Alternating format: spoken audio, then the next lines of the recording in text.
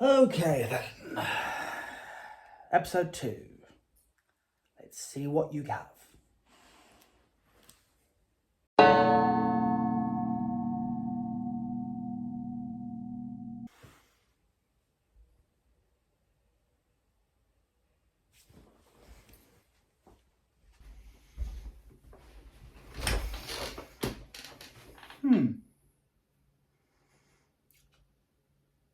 Okay.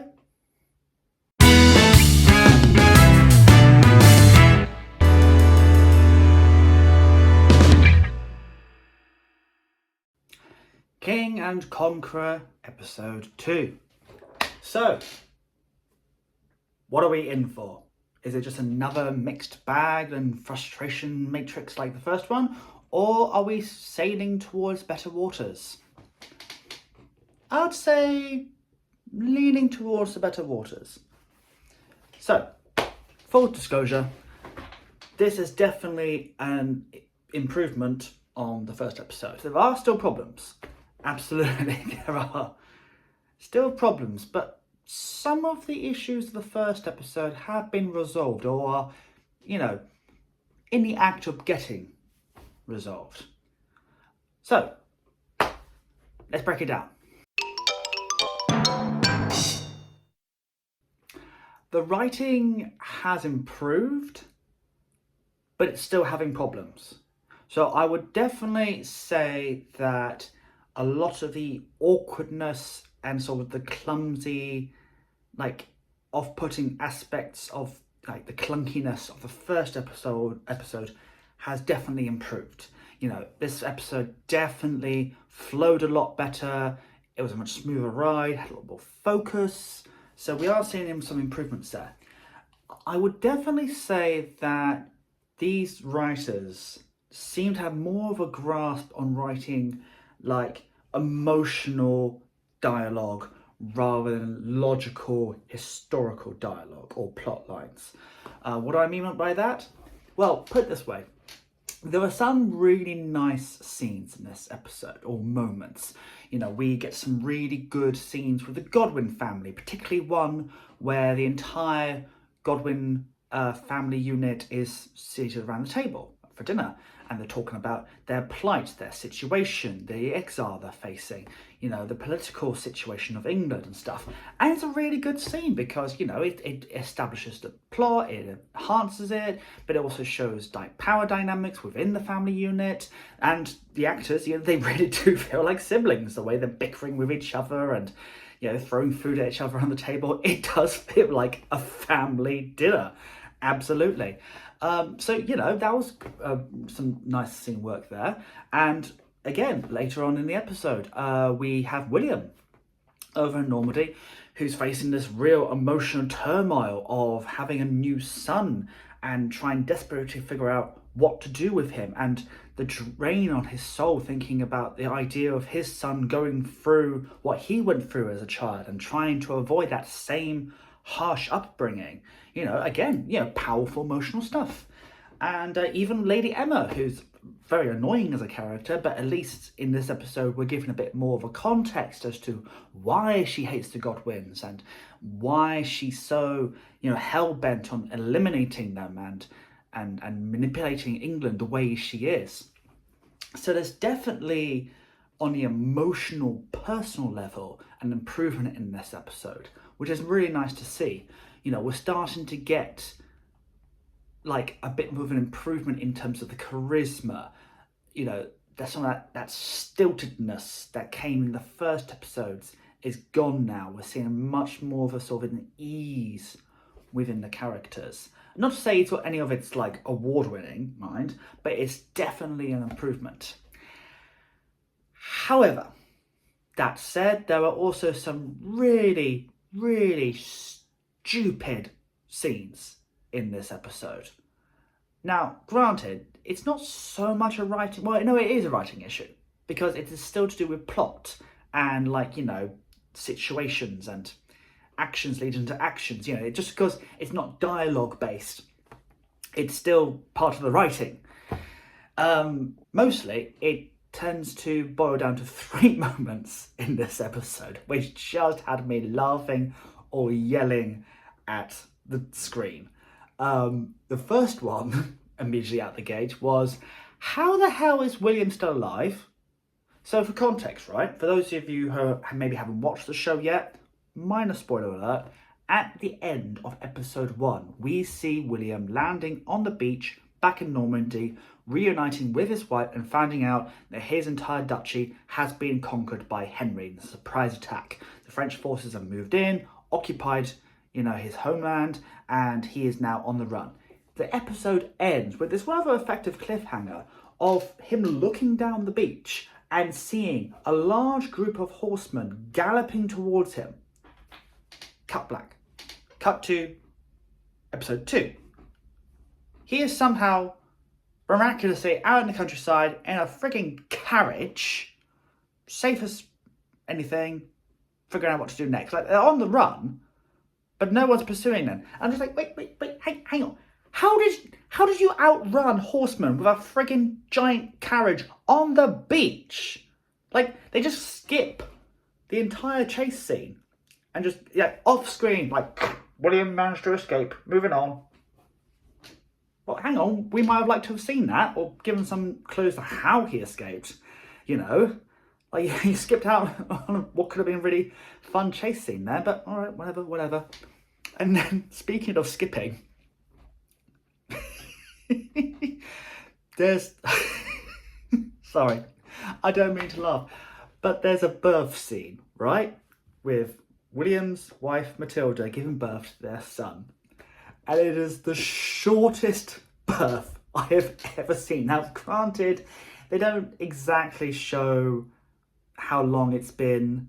You could make the argument that they're implying that she's been crying and struggling for hours and stuff. But the way they set it up, it doesn't seem like that. And the actual birth itself is literally done in a matter of minutes, if that. And, and there's just one handmaiden who's just got some dirty cloths and is just telling Matilda to push, and that's it. And it's like, it's just so, like, for anyone who knows anything about giving birth, it just felt very cheap and laughable, just a simple, even just a quick, simple edit of establishing that, cut to something else for a few minutes, and then cut back to the end, implying that hours have passed by. That would have been all you needed. As it is, it looks like the swiftest, most miraculous, most cleanless birth ever. It's... and, it's not like this show is shying away from blood and gore. So, I don't know. It just, again, it's a minor thing. It's not actually that important, but it just made me laugh. When you see how birthing in other shows can take up a large chunk of the episode, and this whole thing was over in that, it just, just made me laugh. Didn't make me laugh as much as this third and final stupid scene, right? And I swear, this one takes the cake. This one was just amazingly badly thought out, right? And I can only assume that they must have written it before setting up the actual scene, or the set, because this made no sense, right? So basically what happens, an ambush occurs when the Earl of Mercia attacks the Godwin family in their hometown. To fully illustrate this point, they are in a walled town, right? With walls and gatehouses and stuff, and they get attacked. This scene is so stupid because they basically just announce they're being attacked, and they just all panic and just start drawing swords and just fleeing in all directions, randomly fighting off attackers as they go along. To illustrate how stupid this is, my lord, the Mercians are attacking. They're just there over the ridge. We must prepare for battle at once. What? The Mercians? Damn it, they've caught up to us. Quick, we must fly to the hills and fight them off fiercely in the streets. Or just hold on, gents. Loving the enthusiasm for battle here, but there is one tactic which I think might just work.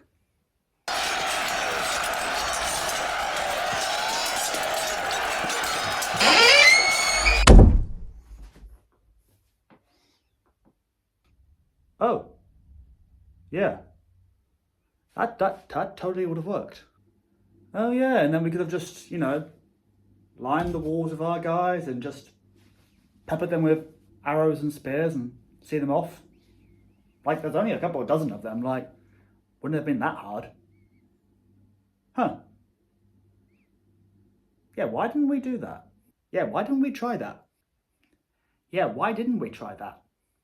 Yeah, why didn't they do that? Jeez. Like, this was so dumb.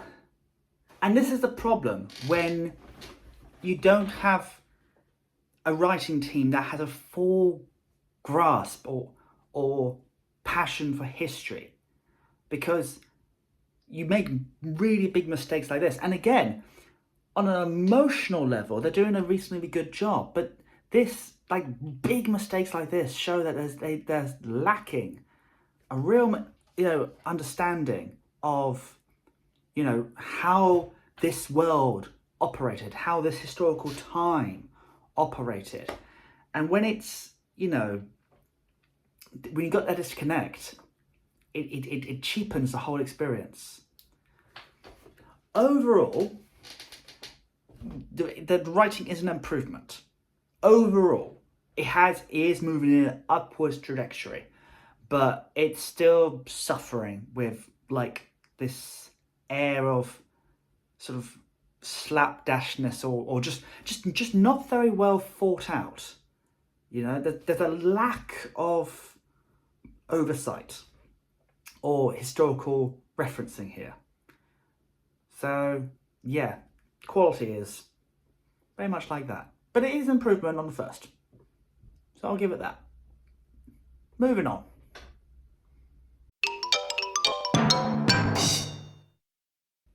This is actually something that I didn't bring up in the first episode because I was so focused on other aspects of the show, but I will give them this. For the most part, I'm actually quite impressed with the set design. Like, they've put a lot of effort into that. You know, like, they actually constructed from scratch a whole functioning Saxon village, complete with a large Saxon hall, you know, where the Godwins live, and walls and gates and all the rest of it. And, you know, it looks nice. And later on, when we get to Flanders, the set design there is great. This is what I was looking for. Rich, big tents, you know, the beds, the drapes, the goblets, all the props and everything. It looks great. It looks rich and colourful and worn in. It really feels like a camp that has been lived in for a long time, but has this air of wealth and function. And I'm looking at this, at the Flanders sets, and I'm just like, okay, so you do know what a good set looks like then. So yeah, so there is actually some pretty good set design, you know, with the Godwin village and Flanders and London. Wait a minute. Is that a freaking castle? Yeah, it's a freaking... You got a Norman keep in London. An actual castle. An actual... Oh, you were so close. You were so close, BBC. Okay, let's pump the brakes for a second. For those of you who might not be guessing why I'm angry about this, historically speaking, castles did not exist in England before 1066. And this is quite a well-known fact. 1066 happened, William and Conqueror happened. William brought over the Mottle and Bailey castle designs, which this is. Don't tell me that's not a keep. All right? Okay, there may be no motte, there may be no hill, but it's clearly a castle keep with walls. Okay, that is a castle. All right? Don't play it off as like, oh, it's a fortified manor. No, that is a castle. And the whole point is that William brought over the castle designs with him as a way of securing control of England. And from that point onwards, castle was building was a big part of medieval life. Before William, all we had were fortified towns and like these bunker style like mansions, like these palatial, like palace-like Saxon halls with like gatehouses and stuff, which is very, very different. So once again, and it's such a shame because, this is an actual set. They created actual sets. Unlike other shows which will just plonk down a CGI castle. At least they're actually building stuff here, but come on. Like, we learned this at a very early age in this country. Before 1066, no castles. After 1066, castles. It's a pretty easy thing to keep track of. Oh dear. Okay, moving on next. What we got?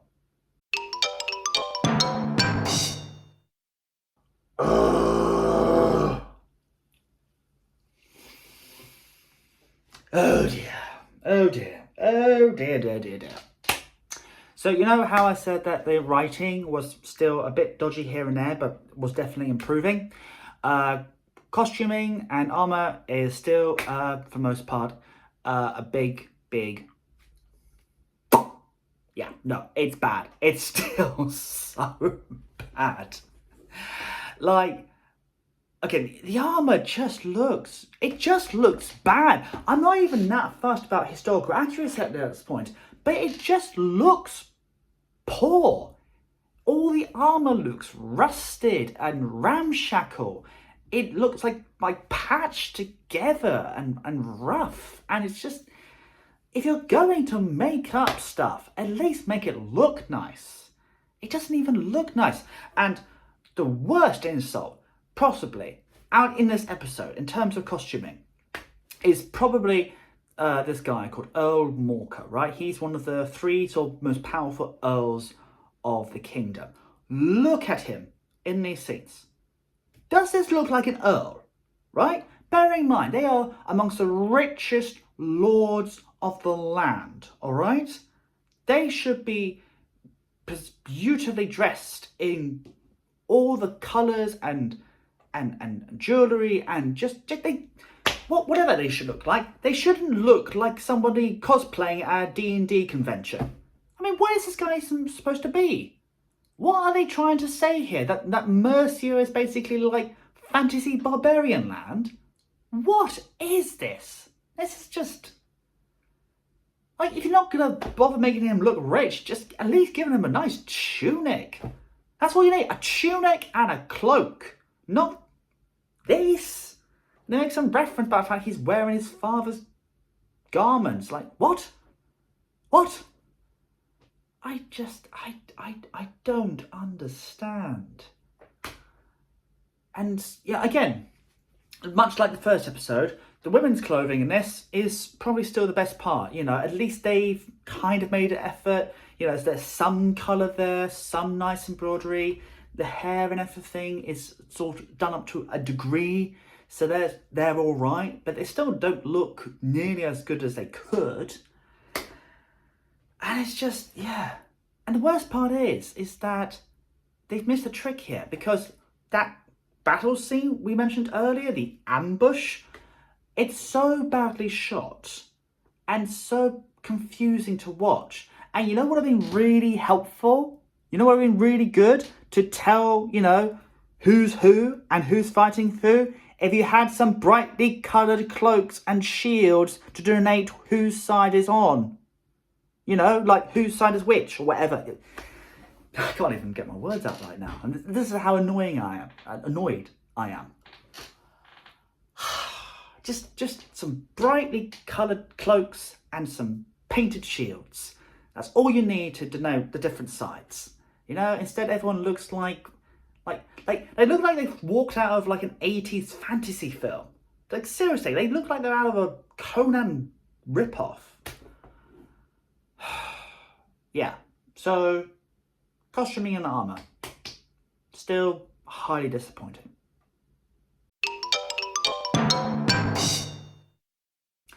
So, in summary, what do I think? So far, we are only 2 episodes in, so we've still got a ways to go.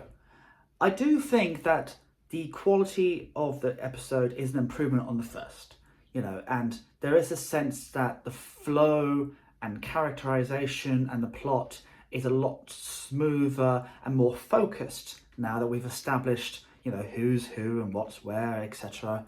And I do want to find out more. I do want to see what happens to these characters. But there are still a lot of unnecessary annoyances.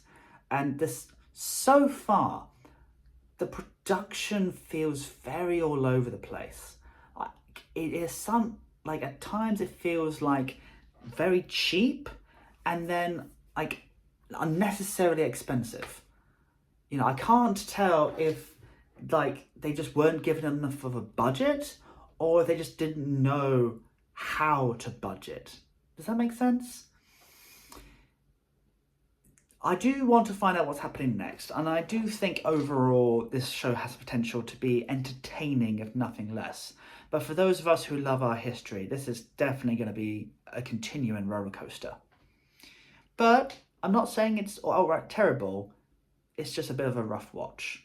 But I'm going to watch the rest of the show, and I'm going to continue posting episodes about it. So stay tuned for episode 3. Take care. God bless.